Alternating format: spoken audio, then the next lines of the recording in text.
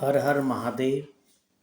दास भरत महाराज वैष्णव की ओर से सभी शिव भक्तों को राधे कृष्ण। हर हर महादेव।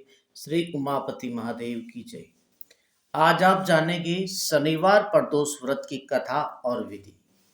पहले जान लीजिए शनिवार प्रदोष व्रत करने से क्या लाभ होता है। शनिवार का प्रदोष व्रत करने से पद की प्राप्ति होती है।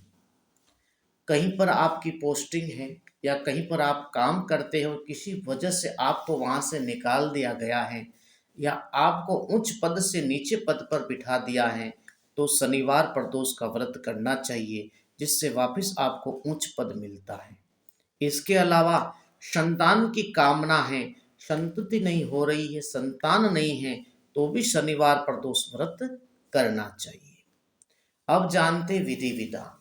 प्रदोष व्रत का विधान है कि सायं काल में संध्या के समय प्रदोष वेला में देवाधिदेव महादेव सहित शिव परिवार की पूजा अर्चना करनी चाहिए और ओम श्री उमापति महादेवाय नमः मंत्र के 108 जाप करने चाहिए। स्त्री वर्ग को विशेष उमापति महादेवाय नमः मंत्र का जाप करना चाहिए, उन्हें ओम नहीं बोलना है। अब जानते हैं गंगाचार्य जी ने क्या कहा था शिव प्रदोष व्रत में, शनिवार प्रदोष व्रत की कथा और विधि। गंगाचार्य जी ने कहा, हे महामते, आपने शिवशंकर प्रसन्नता है तो समस्त प्रदोष व्रत का वर्णन किया। अब हम शनि प्रदोष विधि सुनने की इच्छा रखते हैं। हर हर महादेव। सो कृपा करके सुनाइए। तब सूत जी बोले, हे ऋषि, निश्चयात्मक रूप से आपका शिव पार्वती के चरणों में अत्यंत प्रेम है। मैं आपको शनि प्रदोष व्रत की विधि बतलाता हूं, सो ध्यान से सुने। सभी बोले श्री उमापति महादेव की जय हो। पुरातन कथा है कि एक निर्धन ब्राह्मण की स्त्री दरिद्रता से दुखी हो चांडिल्य ऋषि के पास जाकर बोली, हे महामुने, मैं अत्यंत दुखी हूँ, दुख निवारण का उपाय बतलाइए। हर हर महादेव। मेरे दोनों पुत्र आपके चरण में हैं।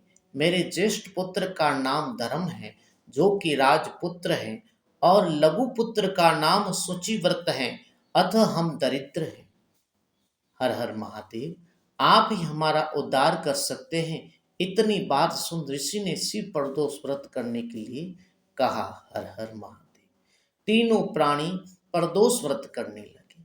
कुछ समय पश्चात प्रदोष व्रत आया, तब तीनों ने व्रत का संकल्प लिया।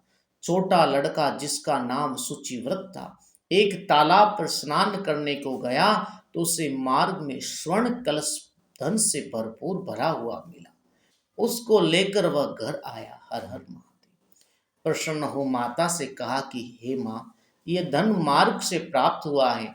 माता ने धन देखकर शिव महिमा का वर्णन किया।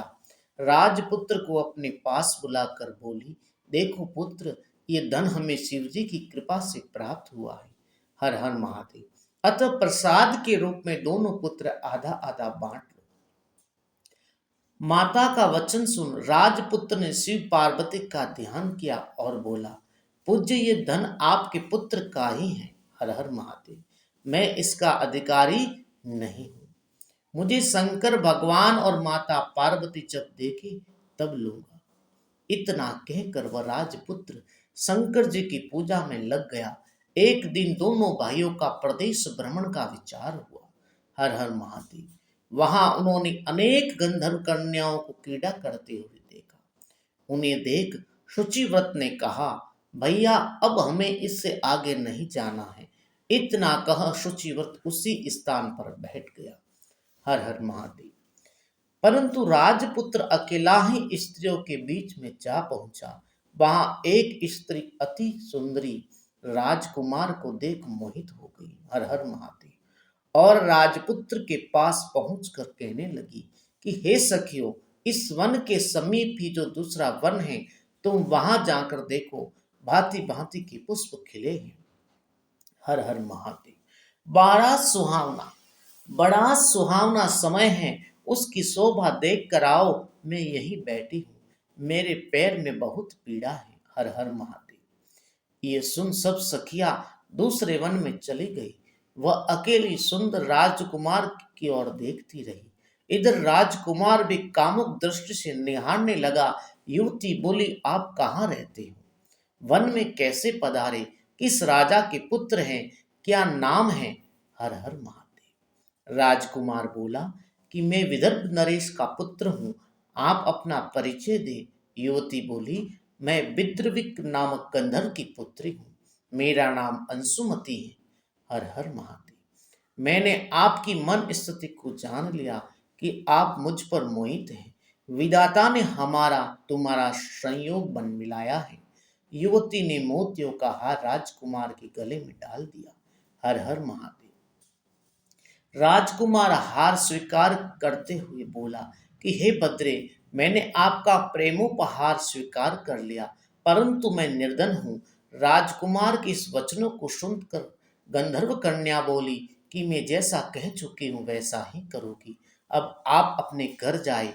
इतना कहकर वह गंधर्व कन्या सखियों से जा मिली। घर जाकर राजकुमार ने शुचिव्रत को सारा वृत्तांत कह सुनाया। हर हर महादेव। जब तीसरा दिन आया, वह राजपुत्र सुचिव्रत को लेकर उसी वन में जा पहुंचा। वहीं गंधर्वराज अपनी कन्या को लेकर आ पहुंचा।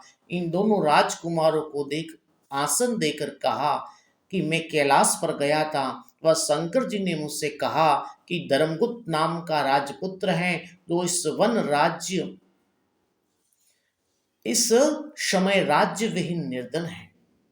मेरा परम भक्त है। हे गंधर्वराज, तुम उसकी सहायता करो। हर हर महादेव। मैं महादेव जी की आज्ञा से इन कन्या को लेकर आपके पास आया हूँ। आप इसका निर्वाह करें। मैं आपकी सहायता कर आपको राजगद्दी पर बिठा दूंगा। हर हर महादेव। इस प्रकार गंधर्वराज ने कन्या का विधिवत विवाह कर दिया। विशेष धन और सुंदर गंधर्व कन्या को पाकर राजपुत्र अति प्रसन्न हुआ। भगवत कृपा से वह समय उपरांत अपने शत्रुओं को दमन करके राज्य को भोगने लगा। हर हर महादेव। इसी प्रकार राजकुमार की मनोकामना पूर्ण हुई। भगवान शिव सभी की मनोकामनाओं को पूर्ण करते हैं। इसलिए प्रेम पूर्वक श्रद्धा से आप भी शनि प्रदोष का व्रत करें, कथा का श्रवण करें।